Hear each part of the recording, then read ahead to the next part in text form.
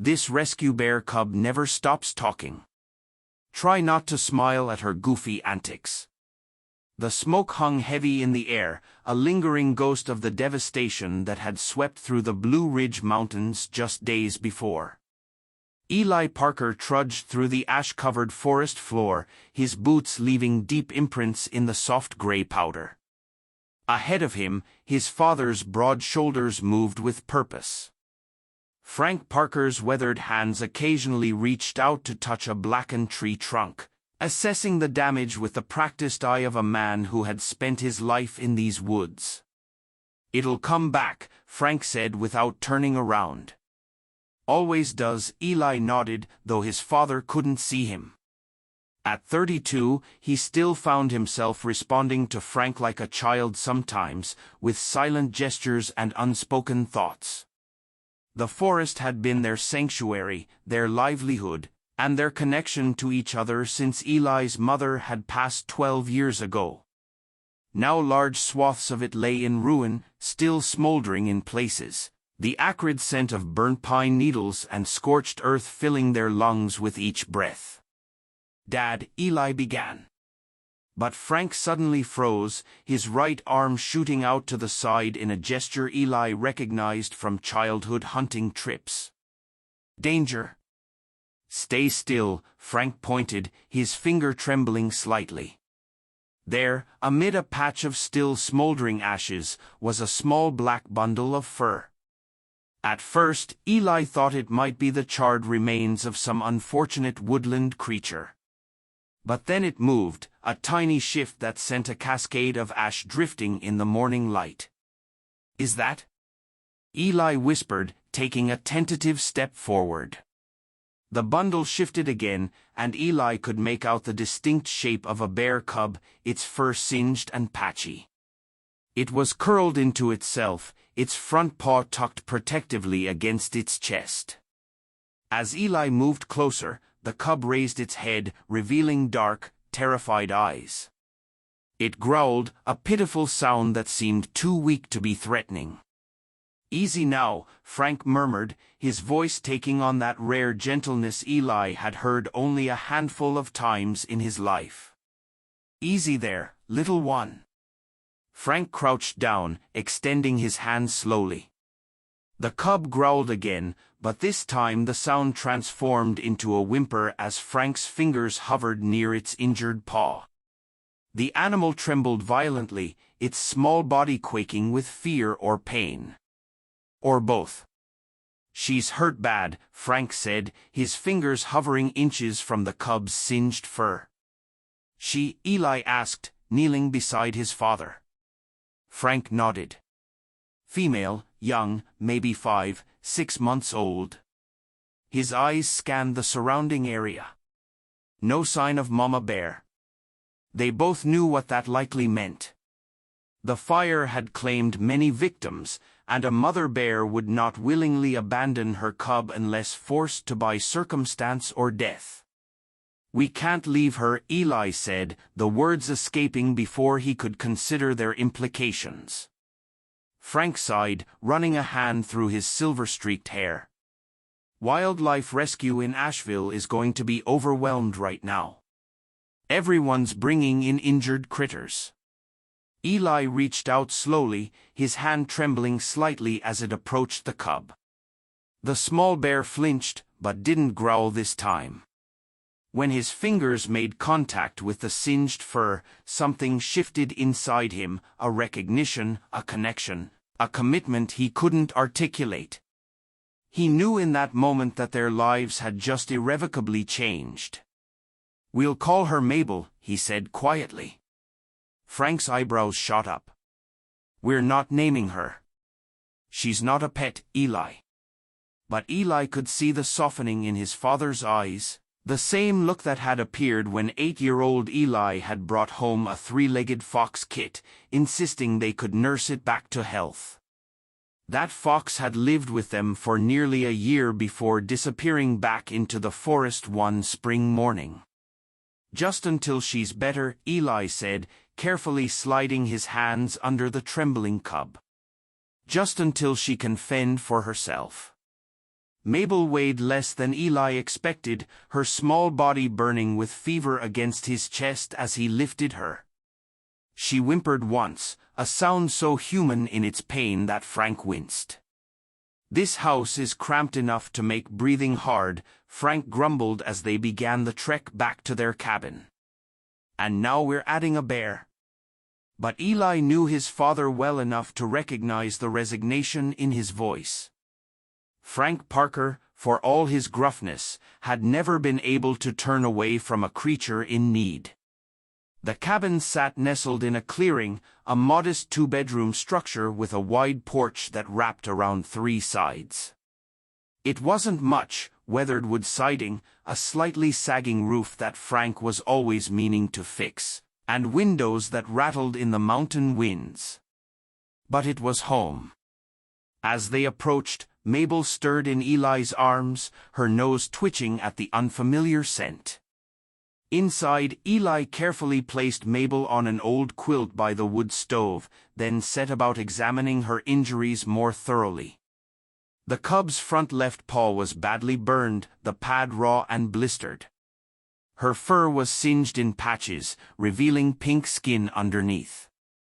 But mercifully, there didn't appear to be any deep burns on her body. Frank disappeared into the bathroom, returning with their first aid kit, a metal tackle box filled with supplies that had treated everything from fishing hook punctures to chainsaw nicks over the years. "Here," he said, handing Eli a tube of antibiotic ointment. "Start with that." As Eli began treating Mabel's wounds, Frank picked up the phone and dialed a number from memory. "Sarah, it's Frank Parker." "Yeah, we're all right."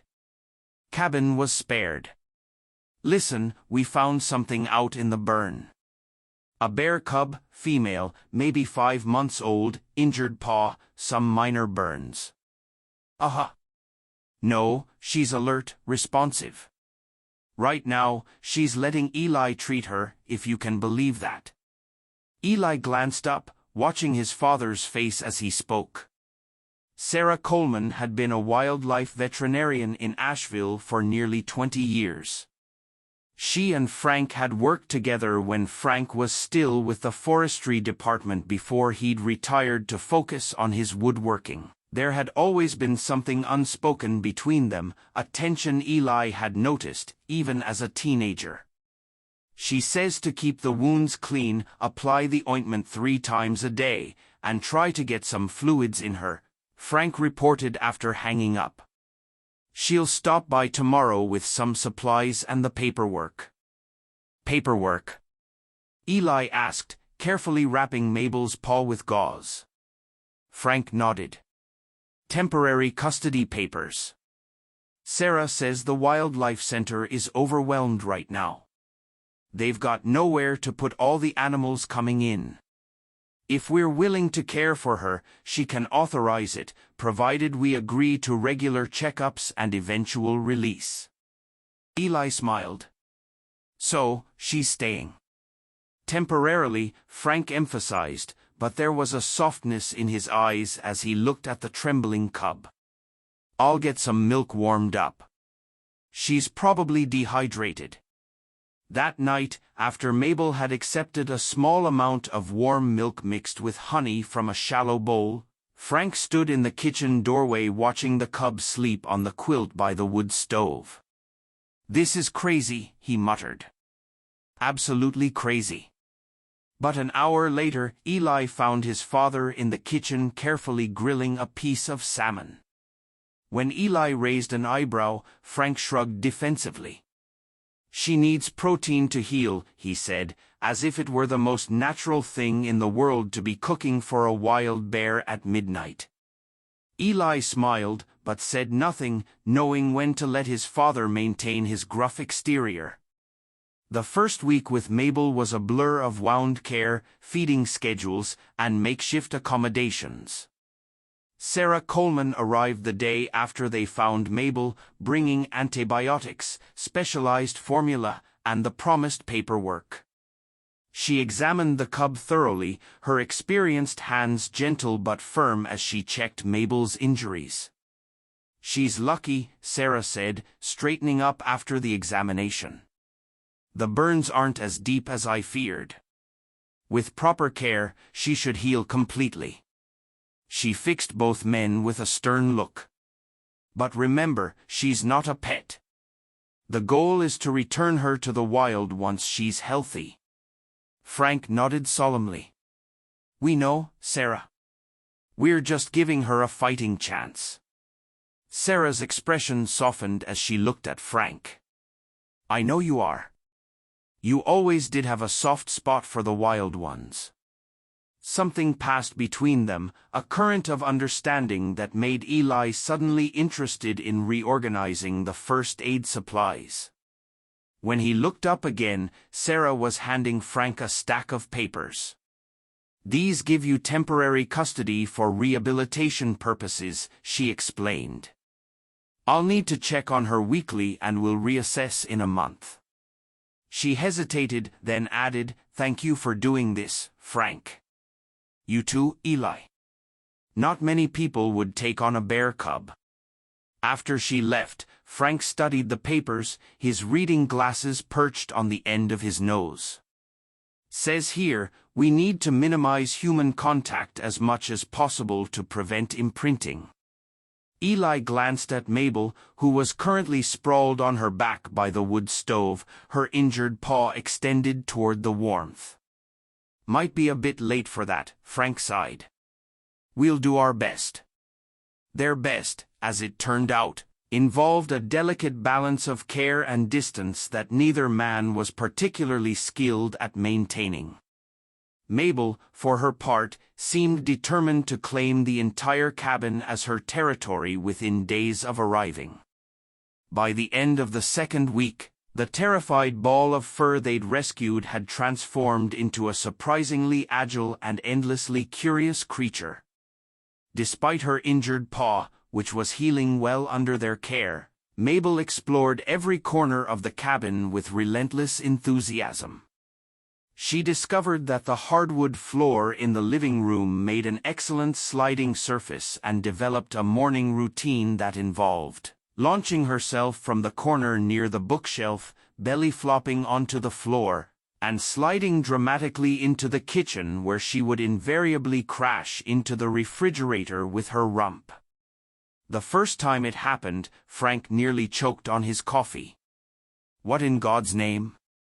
Mabel, apparently unfazed by her collision, stood up on her hind legs and swatted at the refrigerator door, growling as if the appliance had personally offended her. Eli couldn't help laughing. I think she's blaming the fridge for getting in her way. Frank shook his head, but Eli caught the smile tugging at the corners of his father's mouth. This place wasn't built for bear gymnastics, he muttered, but made no move to discourage Mabel's antics. As Mabel's health improved, so did her appetite. Eli researched bear diets obsessively, mixing formula with mashed fruits and vegetables, gradually transitioning her to more solid foods. He was particularly concerned about her developing a taste for human food that might put her at risk once she returned to the wild. Bears with a taste for people food end up shot, Frank reminded him one evening as Eli carefully prepared a mixture of berries, sweet potatoes, and fish for Mabel's dinner. You're doing right by her, teaching her to eat what she'll find out there. It was one of the rare moments when Frank openly acknowledged that what they were doing mattered, and Eli felt a warmth spread through his chest that had nothing to do with the summer heat. Mabel's personality emerged more with each passing day. She was intelligent, observing their routines with keen interest, and stubborn when she wanted something. She developed an inexplicable fear of mirrors, which became apparent one morning when she followed Eli into the bathroom and caught sight of her reflection for the first time. Mabel had frozen, staring at the bear in the mirror with absolute focus. Then slowly, she'd risen onto her hind legs, front paws raised as if to make herself look bigger, a classic bear intimidation posture. When her reflection mimicked the motion, Mabel had let out a startled woof and bolted from the bathroom, skidding across the hallway floor and crashing into the living room coffee table. From the kitchen, Frank's deep laughter rumbled through the house. "Your bear is afraid of herself," he called. The sound of his genuine amusement, so rare that Eli cherished it, even as he helped Mabel untangle herself from the throw blanket she'd pulled down in her panic. Word spread quickly through their small community that the Parkers were raising a bear cub. Reactions were mixed at first: concern, disbelief, and in some cases, outright disapproval. But as weeks passed and Mabel remained safely contained at the cabin, curiosity began to overcome caution. Their nearest neighbors, the Hawthorns, were the first to visit. Jim Hawthorne had known Frank for over 20 years, and his wife Martha had been bringing casseroles to the cabin since Eli's mother passed away. They arrived one Sunday afternoon bearing a basket of fresh peaches and corn from their garden. "We heard you had a new resident," Martha said, her eyes scanning the cabin curiously. "Thought she might appreciate some fresh produce." Mabel, who had been napping in a nest of blankets in the corner, raised her head at the sound of unfamiliar voices. She regarded the visitors warily but showed no sign of aggression. "That's her," Eli said, nodding toward the corner. "Mabel." Jim whistled low. "Well, I'll be an actual bear." "She's just a cub," Frank said defensively, as if Jim had somehow insulted Mabel. "And she's only here until she's well enough to go back to the forest." Martha approached slowly, kneeling a safe distance from Mabel's nest. "She's beautiful," she said softly. "Look at those eyes. So intelligent." As if understanding the compliment, Mabel stretched and yawned, showing her small but sharp teeth before settling back into her blankets. After the Hawthorns' visit, more neighbors began stopping by, often bringing offerings for Mabel: honey from the Petersons' hives, fallen fruit from the miller's orchard, fish caught fresh from the river. What had begun as a private rescue mission gradually became something of a community project, with various neighbors contributing to Mabel's care in small ways. The most significant visitor, however, arrived unexpectedly one Tuesday morning. Eli was on the porch repairing a loose railing when he noticed a small figure standing at the edge of the clearing, partially hidden behind a pine tree. It took him a moment to recognize Lily Hawthorne, Jim and Martha's 10-year-old granddaughter. Lily had come to live with her grandparents just before the fire after her mother, Jim and Martha's daughter, had been killed in a car accident on the mountain road. The fire had claimed the small house where Lily and her mother had lived, destroying the last physical connections the girl had to her mother. Eli had seen her around occasionally, a solemn child with watchful eyes who rarely spoke. "Hello," Eli called gently. "It's Lily, right?" The girl nodded but didn't move from her hiding spot. "Did you come to see Mabel?" Eli asked, setting down his hammer. Another nod. "She's inside. Would you like to meet her?" Lily hesitated, then stepped out from behind the tree. She was small for her age, with dark hair pulled back in a practical ponytail and eyes that seemed too old for her young face. "Grandma says she's a wild animal," she said quietly. "That she could be dangerous." Eli nodded, respecting the girl's caution. "She is wild, yes, and we have to be careful around her. But she's also young and learning. If you're gentle and calm, I think she'd be happy to meet you." Lily considered this, then approached the porch steps. "I won't hurt her," she promised solemnly. "I know you won't," Eli said, offering his hand to help her up the steps. Inside, Mabel was engaged in her favorite activity, investigating the contents of the bookshelf, pulling out volumes with her good paw and sniffing them thoroughly before moving on to the next. She turned at the sound of the door opening, cocking her head curiously at the sight of Lily. "That's Mabel," Eli said unnecessarily. "Mabel, this is Lily."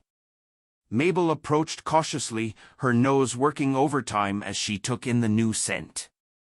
Lily stood perfectly still, her small hands clasped in front of her as the bear cub circled her, sniffing her shoes, her jeans, and finally reaching up to sniff her hands.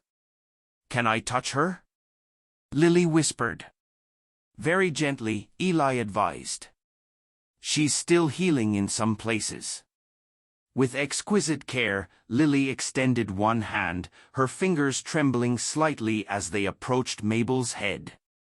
The cub sniffed her fingers, then pushed her muzzle against Lily's palm in what seemed like an invitation. Lily stroked Mabel's head once, twice, her face transforming with wonder. "She's so soft," she breathed. From that day on, Lily became a regular visitor to the cabin. She would arrive after school, knocking politely on the door, even though Frank had told her repeatedly that she was welcome anytime.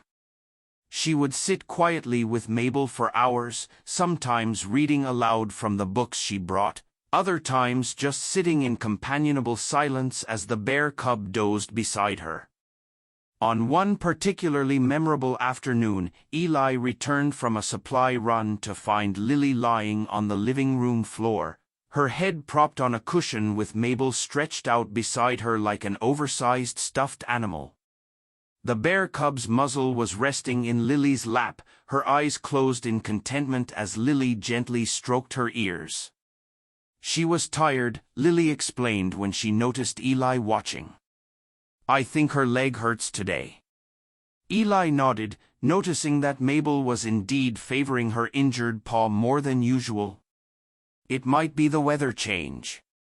Sarah said her joints will probably always be sensitive where she was burned. Lily nodded seriously. "My mom used to get headaches when the weather changed," she said, her voice matter-of-fact despite the pain Eli could see in her eyes. "I could always tell a storm was coming because she'd start squinting." It was the first time Lily had mentioned her mother, and Eli recognized the significance of the moment. He sat down on the floor near them, careful not to disturb Mabel. "My mom used to sing when it rained," he offered. "Said the rain needed accompaniment." Lily smiled slightly. "That's nice." She looked down at Mabel, who had shifted to press closer against her side. "I think Mabel knows when people are sad. Whenever I feel really bad about Mom, she does this, gets really close and stays really still. Like she's trying to help." Eli felt a lump form in his throat. "Animals are good at that," he managed. "They understand more than we think." From the kitchen doorway, Frank cleared his throat and Eli realized his father had been listening. "Dinner in 20, Frank announced, his voice gruffer than usual. "Lily, you're staying. Already called your grandmother." As summer progressed into early fall, Mabel continued to grow and heal. Her injured paw, while not perfectly aligned, supported her weight well enough, and her fur had grown back over the burned patches, though the new growth was a slightly different texture. She had nearly doubled in size since they'd found her, and her antics had grown proportionally more disruptive. The bathroom incident, as Frank later dubbed it, occurred on a morning when Eli had locked the bathroom door to take a shower. Something he rarely bothered with when it was just him and Frank in the house. Mabel, accustomed to following Eli everywhere, had been confused and distressed by the closed door. She scratched at it repeatedly, whining when no one responded. Eli, under the spray of water, hadn't heard her initial protest. By the time he registered the scratching, Mabel had apparently decided on a new strategy. The scratching stopped, and Eli assumed she'd given up and wandered off. What actually happened, as he learned later from Frank, was that Mabel had run out to the yard where the neighbor's dog, a friendly golden retriever named Max, was lounging in the sun. Through some form of interspecies communication that Frank claimed was downright unnatural, Mabel had apparently enlisted Max's help in her quest to access the bathroom. Eli had just turned off the water when he heard it. A cacophony of scratching, barking, and what could only be described as bear complaints coming from the other side of the door. When he opened it wrapped in a towel, he found himself face to face with a determined bear cub and an enthusiastic golden retriever, both of whom seemed extremely pleased with their successful bathroom siege. The commotion had drawn Lily, who had been on her way to the cabin for her daily visit. The sight of Eli clutching his towel while Mabel and Max celebrated their victory had sent the normally reserved girl into peals of laughter. "They were teaming up to kidnap you," she gasped between giggles, doubled over on the porch. From his workshop where he'd been observing the entire episode, Frank called out, "The whole neighborhood's going to know exactly how long you shower, boy." Despite the chaos Mabel brought to their lives, or perhaps because of it, the cabin felt more alive than it had in years.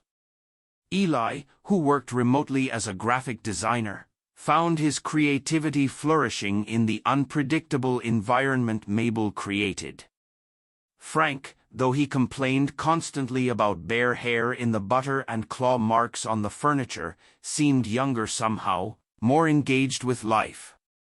But not all changes were positive. Eli's freelance work, always somewhat unpredictable, became increasingly sparse as the economy tightened. Contracts he'd counted on fell through, and clients who had promised long-term projects suddenly went silent. The financial strain wasn't immediately dire. The cabin was paid for, and their needs were modest. But Eli felt the weight of uncertainty growing heavier. On particularly difficult nights when rejection emails outnumbered commissions and the computer screen remained stubbornly blank of new opportunities, Eli would find himself on the floor of the living room, face pressed against the cool hardwood, trying to breathe through the anxiety that threatened to overwhelm him. It was on one such night that Mabel, now nearly the size of a medium dog, approached him cautiously. She sniffed at his hair, his neck, his hands, assessing his distress in her bare way before slowly, deliberately crawling halfway onto his back. Her weight was substantial, but somehow comforting as she settled her muzzle against his neck, her warm breath rhythmic against his skin. "I'm okay, Mabel," Eli murmured, though they both knew it wasn't entirely true. Mabel responded with a low rumble, not quite a growl, but a vibration. And he could feel through his chest a bear's version of comfort. From the doorway, Frank watched silently before commenting, "You and that bear are like two kids. If I didn't keep watch, this house would lose its roof in no time." But later that night, when Mabel's injured paw swelled from overexertion, it was Frank who stretched out on the floor beside her, keeping vigil as she whimpered in pain, his weathered hand resting gently on her side until she finally drifted into sleep. As autumn painted the Blue Ridge Mountains in fiery hues, a subtle shift began in Mabel's behavior. She spent more time at the windows, watching the forest with an intensity that hadn't been present before. Her playfulness remained, but it was now interspersed with moments of stillness, of alertness that reminded Eli and Frank of her true nature. "She's hearing them," Frank said one evening as Mabel stood at the living room window, her ears pricked forward. "The wild bears, they're moving through the valley." Eli felt a tightness in his chest. "Already?" Frank nodded. "Bears are on the move earlier this year. Fire changed things. Food sources, territories. They're adapting. They both knew what it meant. Sarah Coleman had been clear from the beginning. Mabel's rehabilitation had always been aimed at eventual release. With her injuries healed and her strength restored, the time was approaching when she would need to return to the wild if she was to have any chance of true integration with her kind. She's still young, Eli argued, but without conviction. She might not be ready. Frank's eyes were gentle, but firm. She's a bear, son, not a pet, not a person. Her place is out there with her own kind. Eli knew his father was right, but the knowledge did nothing to ease the ache in his heart at the thought of Mabel leaving. He'd known from the beginning that this day would come, had reminded himself of it countless times, but the reality of it now loomed painful and immediate. The decision in the end wasn't theirs to make. One crisp October morning, Eli woke to an unusual silence in the cabin. No thudding paws, no belly slides across the hardwood. No bear cub demanding breakfast with impatient grunts. "Mabel," he called, checking her usual sleeping spots. The blanket nest in the corner of the living room was empty, the cushions cooled to the touch. A quick search of the cabin confirmed what Eli already knew in his heart. Mabel was gone. The back door, which they'd begun leaving unlatched at night to allow Mabel access to the yard, stood slightly ajar. Outside, tiny paw prints led away from the cabin, disappearing into the forest that had recovered remarkably since the fire, new growth pushing up through the ashes. Frank found Eli standing at the edge of the yard, staring into the trees. Without a word, he handed his son a thermos of coffee and a backpack containing water and sandwiches. "If we're going tracking, we'd better get moving," Frank said simply. "She's got a head start." They followed Mabel's tracks for hours, deeper into the forest than either had ventured since the fire. The bear cub had moved with surprising purpose, her path direct, despite occasional detours to investigate interesting scents or forage for berries. As the day wore on, the tracks led them to a section of the forest that had been largely spared by the flames, where mature oak trees dropped acorns in abundance, and berry bushes still offered late-season fruit. It was Frank who spotted her first, his hand shooting out to stop Eli in his tracks. There, in a small clearing ahead, was Mabel. But she wasn't alone. She was moving slowly, carefully, her nose to the ground as she followed the trail of a small group of black bears visible at the far edge of the clearing. The wild bears, 2 adults and what appeared to be an older cub, were foraging among the fallen acorns, unaware or unconcerned by Mabel's distant presence. As Eli and Frank watched from the shelter of the trees, Mabel paused, raising her head to test the wind. For a moment, she turned in their direction, and Eli would have sworn she knew they were there. Then, with a deliberate movement that seemed almost like a nod, she turned back to the wild bears and continued her careful approach. "She's going to them," Eli whispered, his voice thick with emotion. "She's choosing to go." Frank's hand came to rest on Eli's shoulder, a rare gesture of physical comfort from a man who had always been sparing with such displays. "It's what she needs to do to survive the winter," he said gently. "She needs to learn from them, be with them." Eli nodded, unable to speak past the lump in his throat.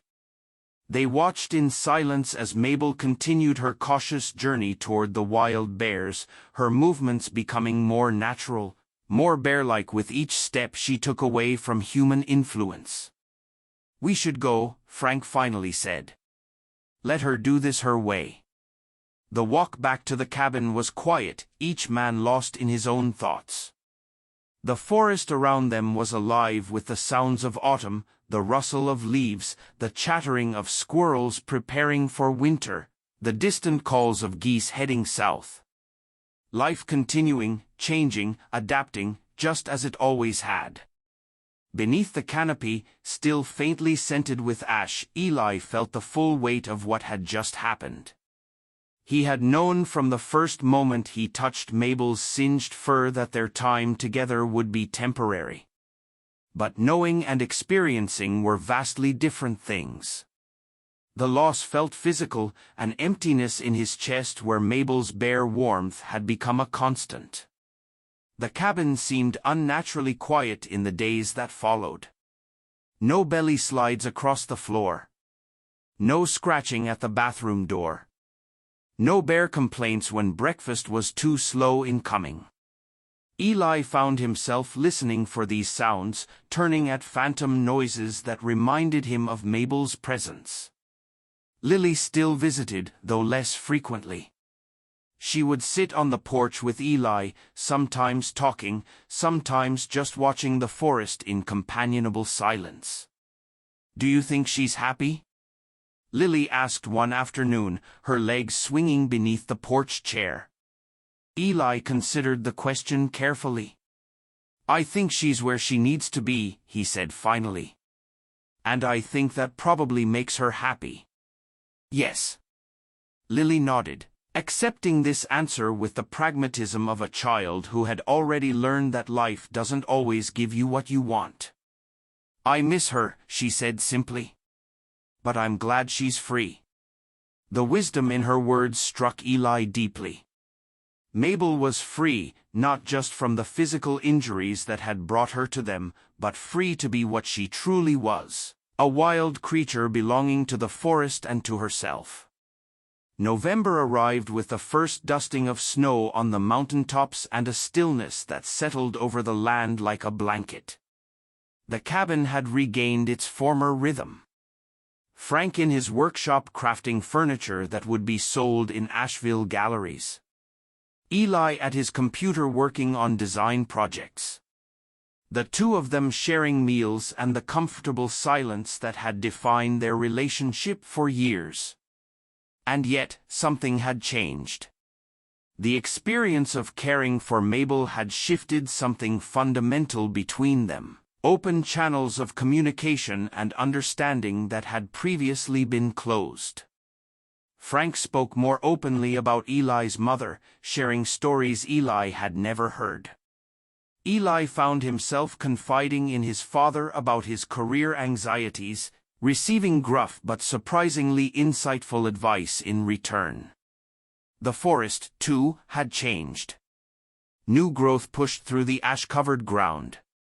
Saplings reached toward the sky, and wildlife had returned to areas that had been scorched bare just months before. Nature's resilience was on display everywhere they looked, a testament to the enduring cycle of destruction and rebirth that had shaped these mountains for millennia. It was on one of these transformed days, the forest bathed in the golden light of early afternoon, that Eli sat on the porch steps, a mug of coffee warming his hands against the November chill. Frank was inside preparing for a visit from Sarah Coleman, who had continued to stop by occasionally, ostensibly to check on how they were adjusting to Mabel's absence, though Eli suspected her visits had more to do with his father than with the bear. A movement at the forest's edge caught Eli's attention. A shifting of shadows that didn't match the wind's pattern through the trees. He set his coffee down, shading his eyes against the sun's glare. There, emerging slowly from the dappled shadows, was Mabel. Her coat was thicker now, sleek and healthy, and she moved with a confidence that spoke of her successful adaptation to wild life. But it wasn't her appearance that made Eli's breath catch in his throat. It was what followed her into the clearing. Beside Mabel, limping slightly but moving with determination, was another bear cub, smaller and with fur matted with mud. This cub was thinner than Mabel had been when they found her, with no visible injuries, but a weariness in its movements that spoke of recent trauma. Mabel paused, her sleek black head turning slightly, and then she let out a soft, familiar mrof. A sound Eli hadn't heard in months, a sound that resonated deep in his memory. It wasn't the frantic, indignant yelp of their first meeting, but a gentle, questioning call, filled with a wisdom that seemed to transcend her years. The smaller cub, still shivering slightly, nudged closer to Mabel, seeking comfort. Eli felt a lump form in his throat, a rush of emotion that was both profound joy and a fresh wave of that familiar ache. Frank, alerted by Eli's stillness, stepped onto the porch beside him, his gaze following Eli's to the forest's edge. His eyes, usually so stoic, widened imperceptibly.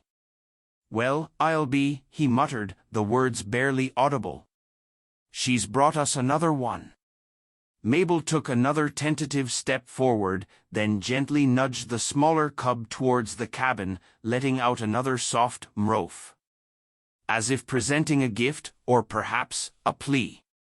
The smaller cub, though still wary, seemed to draw courage from Mabel's presence, taking a hesitant step onto the clearing. Its fur was matted, its ribs faintly visible, and its eyes held the same terrified innocence that Mabel's had possessed all those months ago. Eli looked at Frank, then back at Mabel, who stood patiently, her gaze unwavering, a silent testament to the bond they had shared. In that moment, the lines between rescuer and rescued, human and wild, blurred entirely. It wasn't just about saving a life, it was about the endless, interconnected cycle of life in these mountains, a cycle they were now irrevocably a part of. Frank sighed, a long, weary sound that held no true complaint, only a deep acceptance. He looked at Eli, a knowing glint in his eye. "Looks like our work isn't done, son," he said, his voice softer than Eli had heard it in years. "Go on, then. Get that first aid kit." Eli didn't hesitate. He walked down the porch steps, not directly towards Mabel, but towards the new cub, his movements slow and deliberate, a silent promise in every step. Mabel watched him, and then, with a soft purr that Eli felt rather than heard, she turned and disappeared back into the shadows of the forest, melting away as silently as she had arrived. She left behind not just a new life in need, but a profound, undeniable sense of purpose. As Eli knelt beside the shivering new cub, carefully assessing its condition, Frank joined him, a familiar metal tackle box in his hand. The setting sun cast long, golden rays through the pine trees, illuminating the clearing in a warm, ethereal glow. The air, once heavy with the scent of ash, now carried the crisp, invigorating tang of approaching winter, mingled with the earthy fragrance of damp leaves and resilient new growth. The cabin, once a place of quiet solitude, then of boisterous, playful chaos, now seemed to embrace its role as a temporary haven, a silent guardian in the vast wilderness. Eli knew, with a certainty that settled deep in his heart, that their lives would forever be marked by the wild grace of these mountains, by the enduring lessons taught by a small, brave cub named Mabel, and by the endless, unexpected echoes of joy that resonated through their once lonely home, a joy that now promised to continue, season after season, with every new life that found its way to their door. They were no longer just men living in the mountains, they were part of its ancient, unbroken rhythm, forever intertwined with its wild, beating heart.